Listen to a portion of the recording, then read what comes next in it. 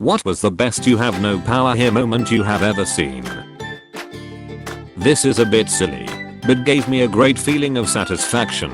Due to the bad economy and poor money management, my parents have moved into my husband and my spare bedroom. Things are mostly smooth, though I'm not the closest to them for several reasons I won't go into here. The other evening I was out gardening, because it's hot during the day and we have the luck of having a street light right next to our front yard, keeping it pretty well illuminated even after sundown. I mostly gardened at night, and I thought I had gotten the hose twisted, as it kept getting stuck. This went on for a bit, when I realized that it wasn't stuck, but being pulled. I looked into the dim area just past the illumination of the street light and spied my father, crouched over and tugging the hose. Well, I did the only reasonable thing to do, and I sprayed him. He yelled and ran inside with me chasing. Once he got inside he made a face and goes, "You can't get me now, I'm inside!" Exclamation mark. In that father to daughter don't you make a mess tone of voice, I readied my hose, looked him in the eye and said, "It's my house," and just ducking let loose with the hose. He was soaked. Worth cleaning up the mess for that moment of true fear in his eyes. I worked in management at a theater for a while. If the concession counter was slammed and I was able, I'd leave my post and help them sling popcorn. One night while helping out, a particularly belligerent man started cussing out a 16-year-old girl on a cash register for being too slow, even suggesting she quit since she clearly couldn't handle pushing buttons or scooping popcorn. It was pretty disgusting, and I felt so bad for the girl. I stepped in and told the guy that our employees have the right to refuse service to customers who harass them as part of our anti-harassment/discrimination policy, empathized that the lines were longer than usual, and suggested he should apologize and move on. He was pissed, left half his order on the counter, and started fuming off, anticipating his next move. I went back to my original post that night as manager of the customer service kiosk. Oh boy. The look on his face when he saw me. Didn't want a refund of his tickets though, so I assume he watched the movie without popcorn. Good on you. I hate those abusive ducks. Always finding some young, sweet person to abuse. The guy that I'd gone on a few dates with introduced me to his parents. Things went well, or so I thought. He drives me home. We end up talking and drinking a few beers. I didn't want him on the road with any alcohol in his system, and I enjoyed his company, so we end up hanging out until 3 AM. His mom starts blowing up his phone, demanding that he comes home.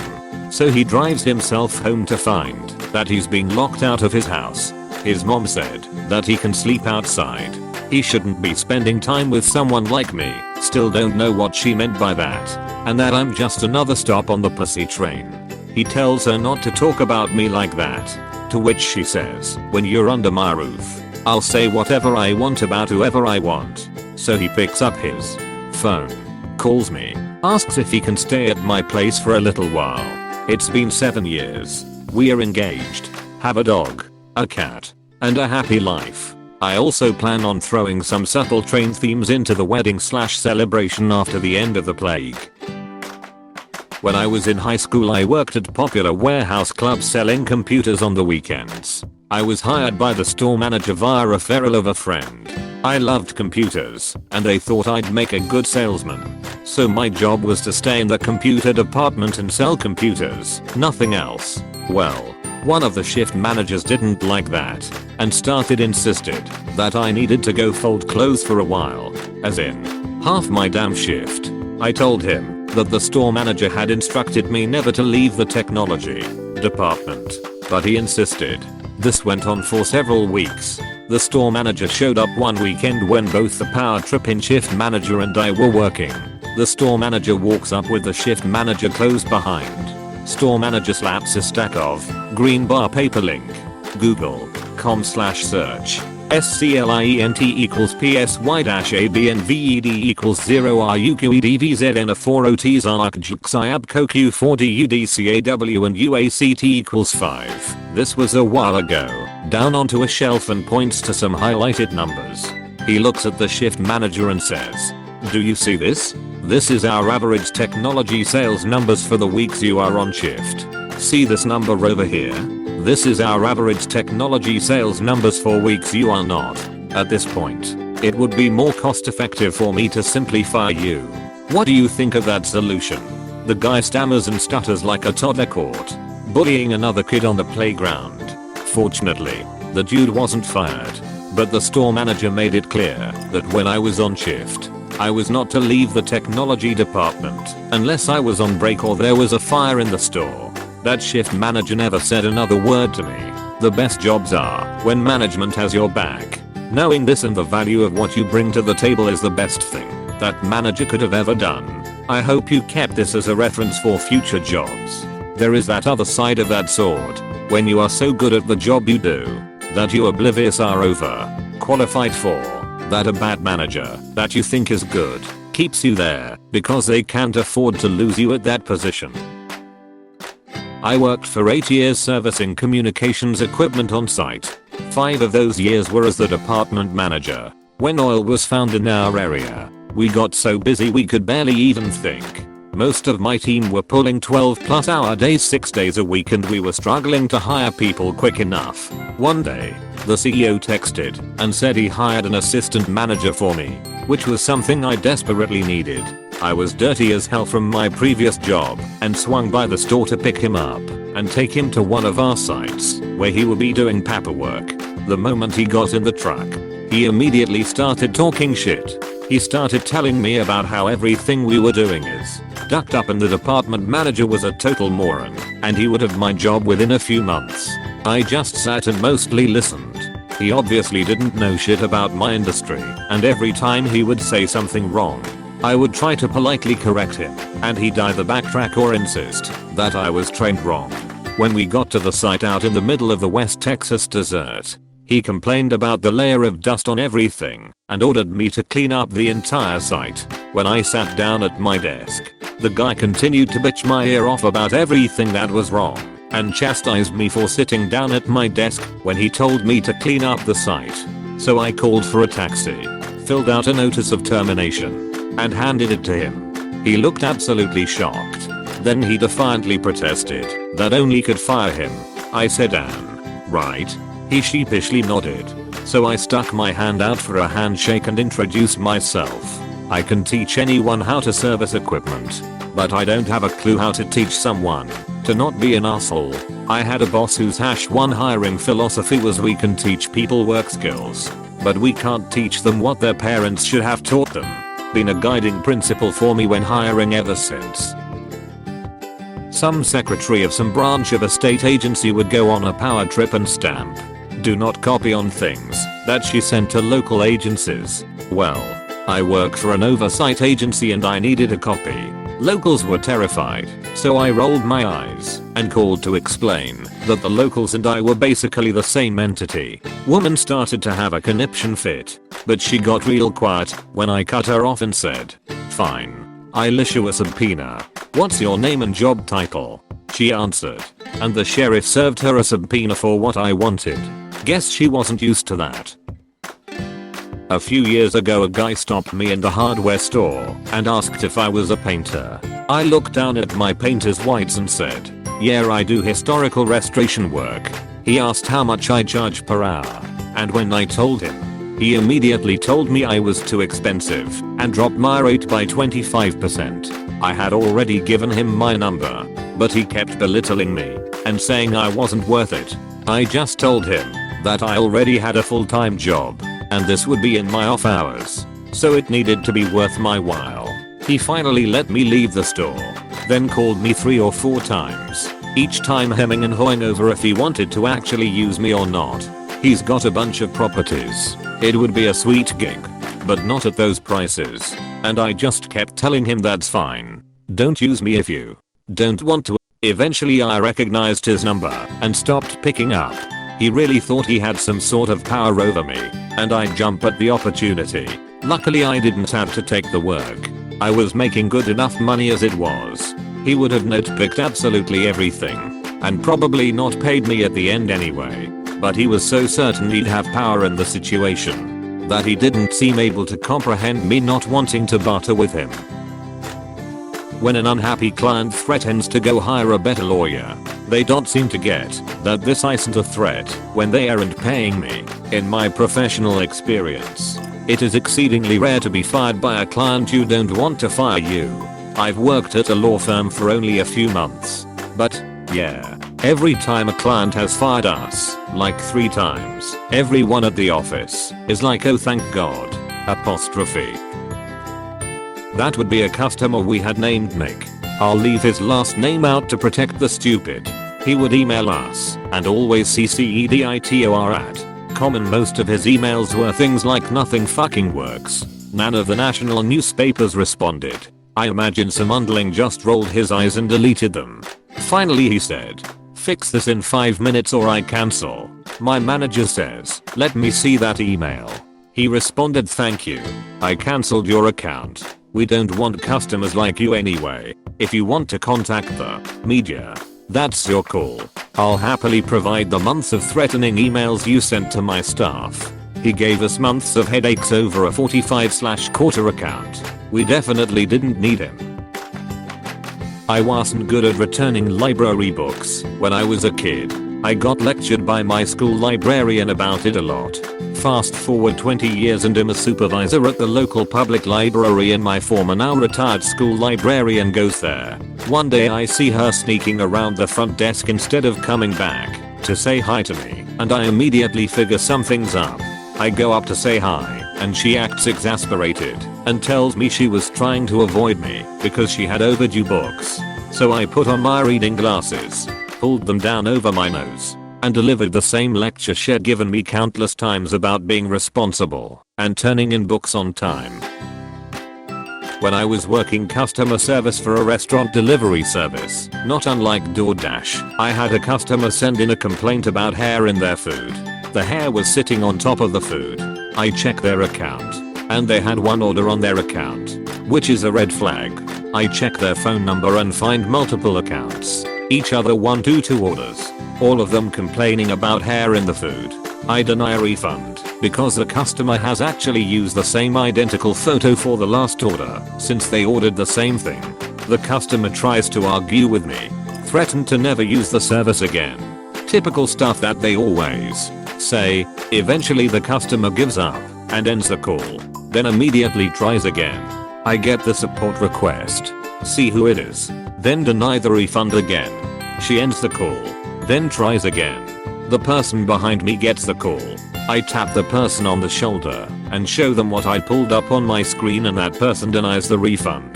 The next day she calls back and tries again and is outside of the refund window. So the customer demands to speak to a supervisor. The supervisor bans her from the service for multiple fraudulent refund requests. The customer tries to argue with me, threatened to never use the service again. So we agree. Great. Apostrophe. I've managed service industry for years, and the number of people who make that threat having never spent a penny is baffling, especially this year. I swear it's once a week right now that after I tell somebody to leave and not return, they threaten not to return. I've had to have police remove people, and they'll scream about how they'll never return on their way out. Are the police dragging you out not enough of a sign that that's exactly what I want? What about the criminal trespassing notice you got? Some people just cannot fathom that they are not wanted everywhere by everyone.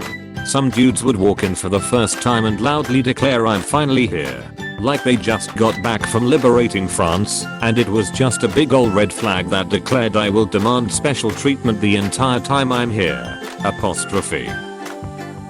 I worked at a grocery store for 5 years, putting up with crazy customers and their awful attitudes. At the end of my tenure, our store was set to be closed, and for the last month the store was sold to a liquidation company, meaning we were no longer under our parent company's umbrella and were no longer concerned with retaining customer loyalty.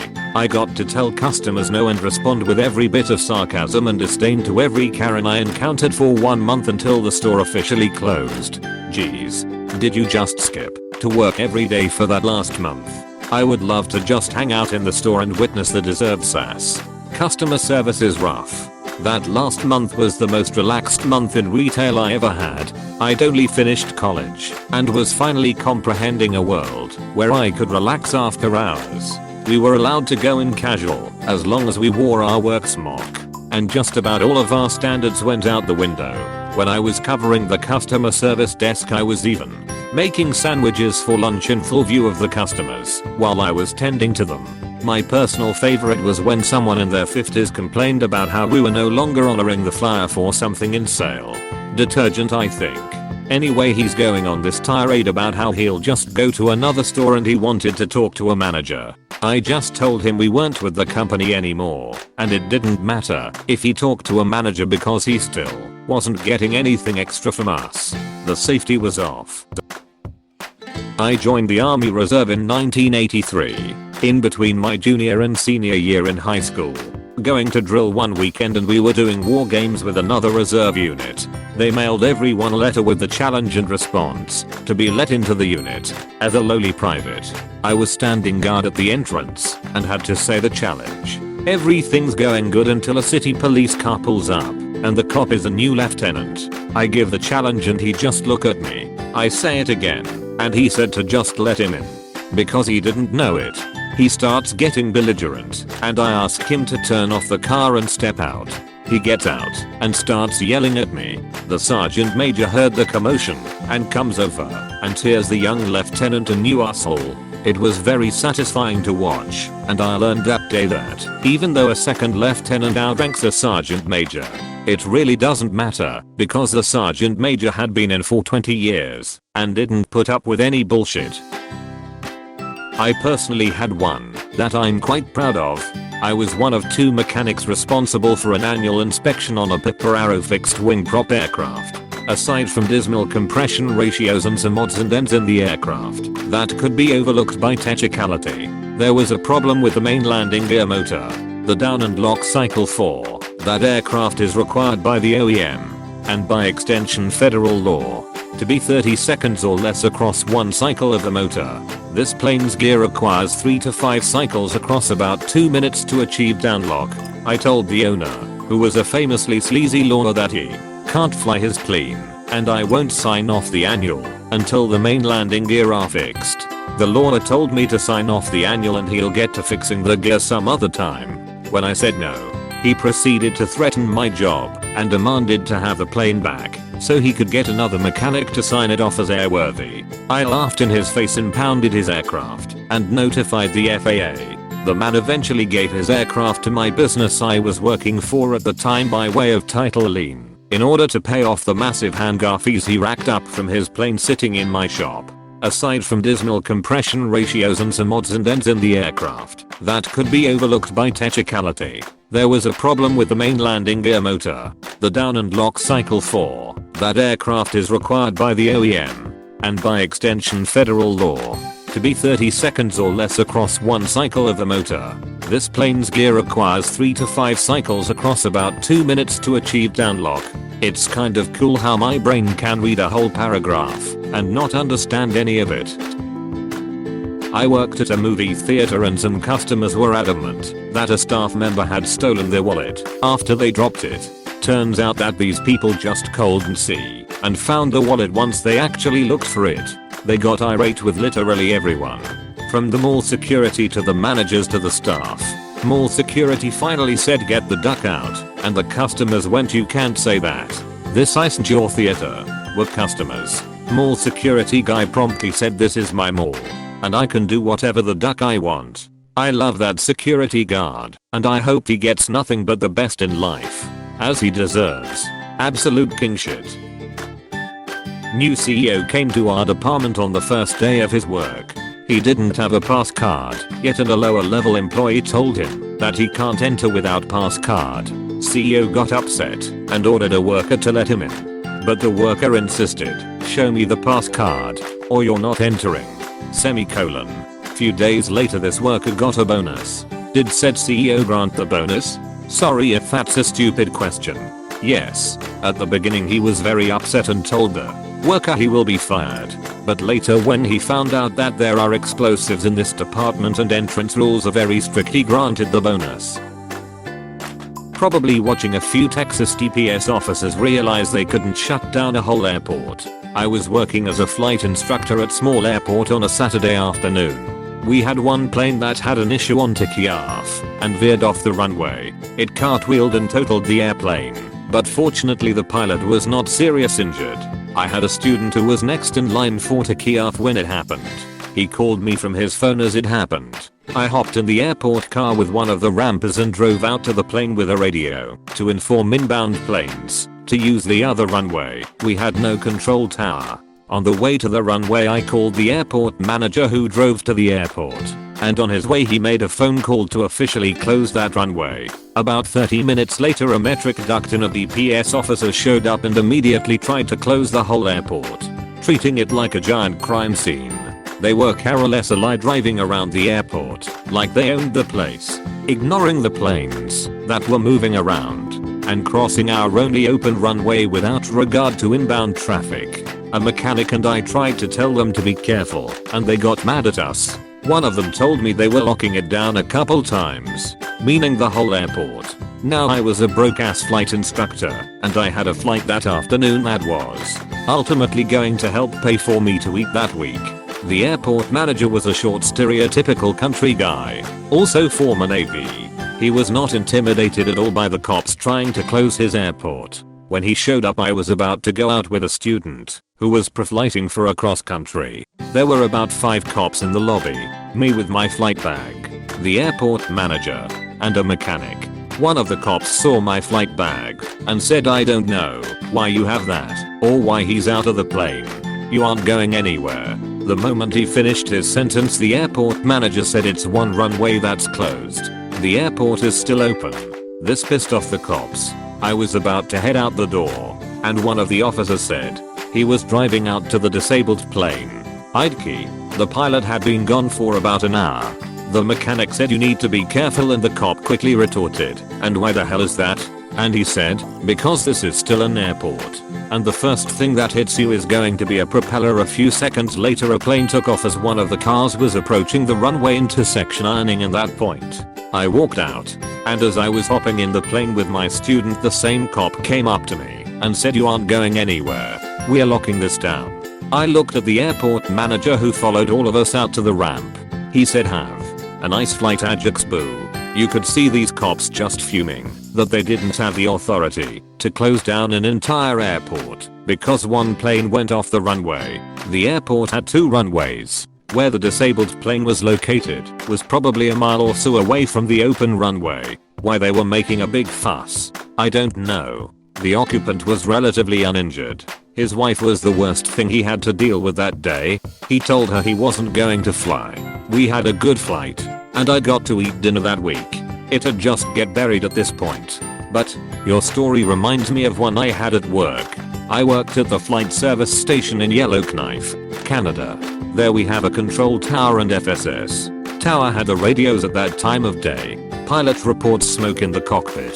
Declares an emergency. He was /20 minutes out, and there's nowhere else to land. So he just continuing to come here. In the interim, emerg procedures put in place.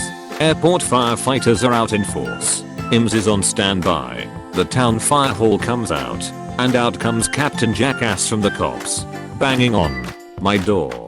"Hi, I'm here to take control." "Of what?" "The situation. I'm in command." "Okay, well, tower has the radios right now, so they're the ones dealing with the emergency. Then I'm going upstairs to take control." "Alrighty, you do that." He starts to head up the additional floors to the control tower. Thing is, tower's door, like mine, is locked and can only be opened with our keys or from the inside. I call upstairs and relay there's a cop coming to take control. Naturally they do not let him in. There's really nothing he could possibly do except make noise and be in the way. Not long after he stomps back down and I hear him radio some nonsense about who do they think they are. "I'm in command." Apostrophe. I was working as a consultant for a company. There was a bit of a competition between me and this guy. Company starts to have some financial issues, so I leave and start working for a client of this. Shortly after joining they bring in this guy I was competing with at my old job. He was technically my equal, except now I was employed by the client and he was just a consultant. He was trying to one-up me during meetings and my boss told him that decisions are made by the company, not the consultants. It felt good. I have kind of a similar one. I worked for company A for 6 years before I decided to try something new. When I worked at company B, I did some very specific things in a very specific field. Company A was having some issues with that topic and gave me a great offer to come back. My second day back, we had a meeting about that topic. My VP said I'd take lead on it. A director tried to pull rank, got all pissy, and said his team would handle it and that they didn't need help from my VP or his team. Our CFO stopped him, said Sardines was taking lead, and that if I needed help I was free to reach out to his team. I would have felt a little bad, since apparently he didn't know this was the main reason I was brought on. But he was a total shat, so duck him. My job right before my current one. Property manager. The owner was an absolute prick.